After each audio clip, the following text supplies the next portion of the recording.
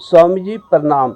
निर्मल गोस्वामी का प्रश्न है कि मेरे पुत्र है और मैंने सुना है कि पुत्र ही मुक्ति देता है। कृपया मार्गदर्शन दीजिए।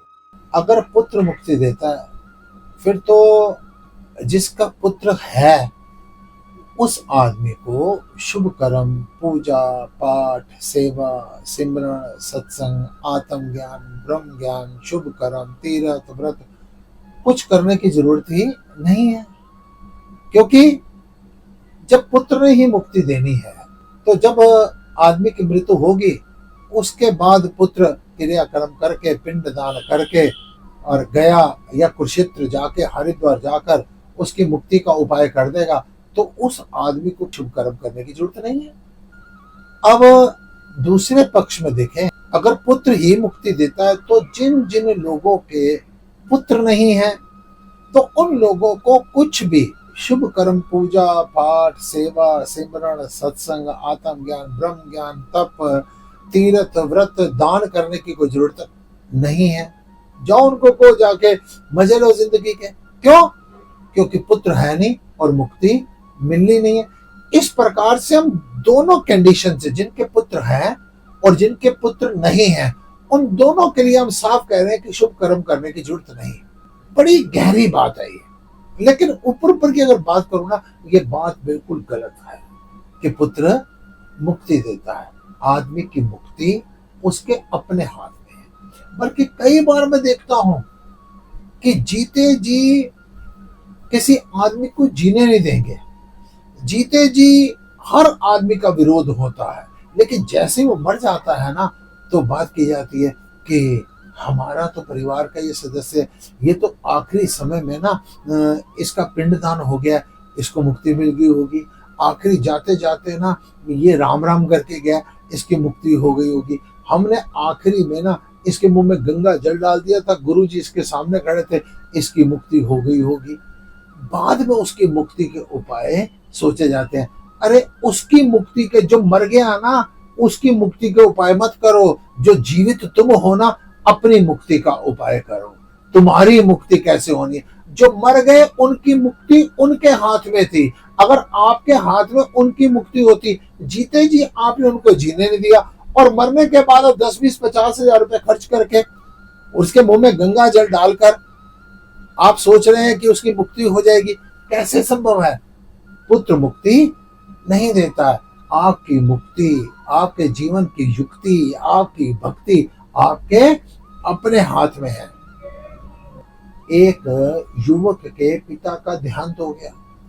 पिता के देहांत के बाद वो महात्मा बुद्ध के पास गया। महात्मा बुद्ध के पास जाकर बोला, मैं चाहता हूँ मेरे पिताजी की मृत्यु के पश्चात जो भी उनके क्रियाक्रम किया जाए ना, आपके मार्गदर्शन में किया जाए। जैसे जैसे उचित मार्गदर्शन आप देंगे ना, मैं वो काम करूंगा। महात्मा बुद्ध मुस्काए, उसको पर्टिकुलर एक समय बताया, तिथि बताई, वार बताया और कहा मुझको उस दिन नदी के किनारे मिलना। तो उसने पूछा, महात्मा बुद्ध लेकर क्या आना? कहते आप ऐसे करना, कुछ घी लेकर आना, 1-2 किलो, और एक बोरी भर के थोड़े कंकर और पत्थर ले आना। निश्चित समय पर महात्मा बुद्ध नदी के किनारे पर पहुंच गए और वो लड़का भी जिसके पिता का देहांत हुआ था, वो जो भी सामग्री महात्मा बुद्ध ने बोल रखी थी उसको लेकर वहां पर पहुंच गए।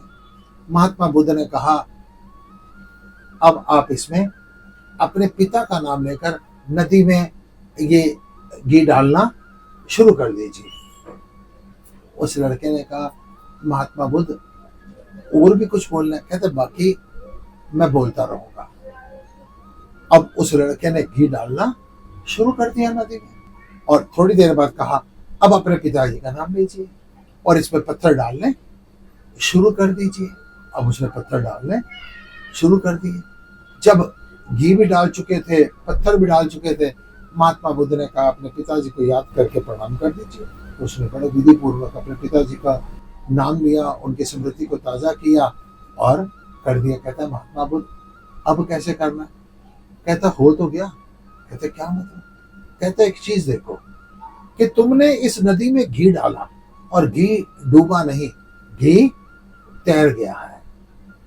और तुमने इस नदी में पत्थर डाले और पत्थर डूब गए हैं। कहते हैं इसका भाव क्या हुआ? कहते हैं इसका भाव ये है, पिताजी की मृत्यु के उपरांत, उनके देहांत के बाद उनकी मुक्ति आपके हाथ में नहीं है।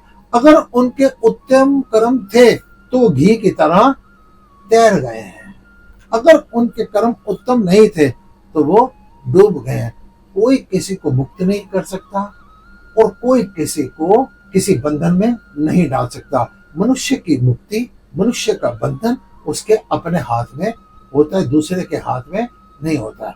अब जहां पर हमारे वेद शास्त्रों ने, ऋषि मुनियों ने, संत महात्माओं ने इस चीज को कहा है कि पुत्र मुक्ति देता है, इसमें भी झूठ नहीं है, लेकिन इसके सूक्ष्म रूप में कोई जाता नहीं है। लोग सिर्फ इतना ही विचार करते हैं कि अंतिम समय में कपाल क्रिया की, खोपड़ी में एक डंडा मारा मृतक की और पिताजी को आवाज मारी और पिता मुक्त हो गए, एक मटका फेंका और पिताजी को मुक्ति मिल गई, पिंडदान किया और पिताजी को मुक्ति मिल गई। ऐसा नहीं है, इसके पीछे कुछ लॉजिक है, इसके पीछे कुछ संदेश है।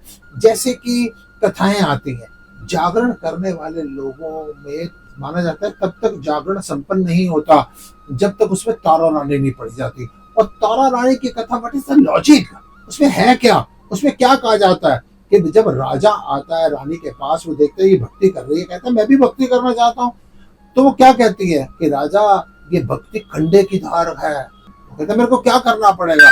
कहती है दो चीजों की आपको बलि देनी पड़ेगी। किस किस चीज की? एक आपके घोड़े की और दूसरा आपके पुत्र की। यानी जो आदमी पुत्र के मोह से मुक्त हो गया, इस संसार में सबसे बड़ा कोई मोह है ना, पुत्र का मोह है। जो आदमी जीते जी पुत्र के मोह से मुक्त हो गया, वो सब तरफ से मुक्त हो गया। किसी भी व्यक्ति की मुक्ति, बंधन, मोक्ष, गति वो पुत्र के हाथ में नहीं है, वो हमारे अपने हाथ में है। ओम